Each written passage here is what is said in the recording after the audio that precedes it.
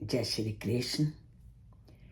जितना भी हमारा प्राचीन इतिहास है वो गुरु परंपराओं से होता हुआ आगे बढ़ता गया, परंतु कालवश कुछ ऐसी परिस्थितियां आई कि ये ज्ञान की जो गुरु परंपरा है वो नष्ट हो गई।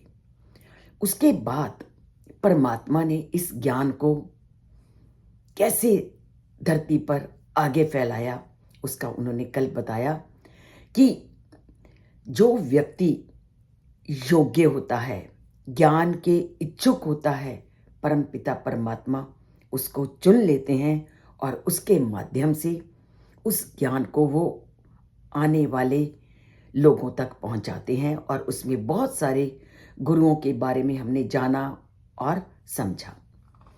पर आज परमपिता परमात्मा अर्जुन को कहते हैं कि मैंने तुमको यह पुरातन गूढ़ विज्ञान के असाधारण रहस्य को बताया। अब रहस्य क्या होता है? रहस्य होता है संसार में किसी भी बात को रहस्य में बनाने के दो मुख्य कारण हैं। जैसे किसी व्यक्ति को ज्ञान मिल जाए और वो उस ज्ञान को स्वार्थवश केवल अपने तक ही सीमित रखता है, तो वो भी एक रहस्य है, अर्थात वो आगे पहुंचाता ही नहीं उस ज्ञान को। और ऐसा संसार में देखते हैं कि कुछ लोग ऐसे होते हैं जो कभी भी अगर उनको कोई ज्ञान मिल गया है तो कभी भी उस ज्ञान को लोगों के साथ साझा नहीं करते। उनके मन में ये भय होता है कि कहीं मेरे ज्ञान का प्रयोग करके ये मेरे से आगे ना निकल जाए। तो रहस्य को कुछ लोग तो स्वार्थवश आगे नहीं बढ़ाते और कुछ लोगों के मन में ये होता है कि कहीं जो मुझे ज्ञान मिला है मैं इसको बताऊं तो वो उसका दुरुपयोग ना करते। तो रहस्यमय ज्ञान इस तरह से कई बार एक ही व्यक्ति तक सीमित होकर रह जाता है, किंतु ज्ञान योग की विद्या का रहस्य इन दोनों कारणों से कभी गुप्त नहीं रखा गया। परम पिता परमात्मा ने ज्ञान योग दिया है तो उसको उन्होंने कहीं भी स्वार्थवश अपने पास रखने के लिए और उसे गुप्त रखने के लिए पूरी तरह से लोगों को मना किया है, क्योंकि इसको समझने के लिए योग्यता का होना आवश्यक है। जब गुरु परंपरा से ये ज्ञान समाप्त हो गया, ज्ञान को आगे पहुंचाने वाला नहीं हुआ, तो क्या तरीका अपनाया?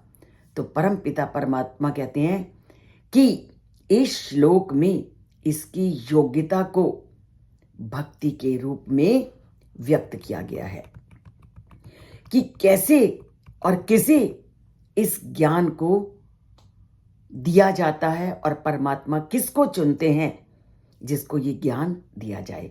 तो वो कहते हैं सा एव अयम मया ते अद्य योगा प्रोक्तः पुरातनः भक्तोऽसि मे सखा च इति रहस्यम ही एतद उत्तमम।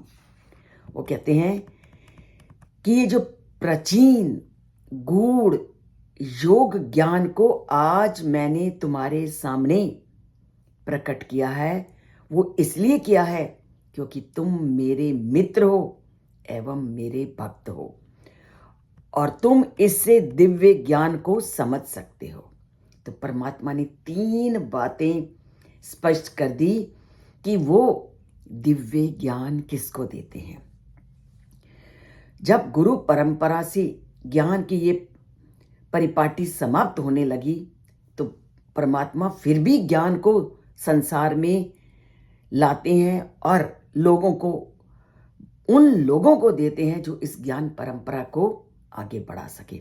और उसके लिए उन्होंने ये बताया कि इस ज्ञान को मैं उन्हीं लोगों को देता हूं जो शांत भाव से भगवान को अपना स्वामी मानते हैं या जिसकी भक्ति दास्य भाव की भक्ति होती है।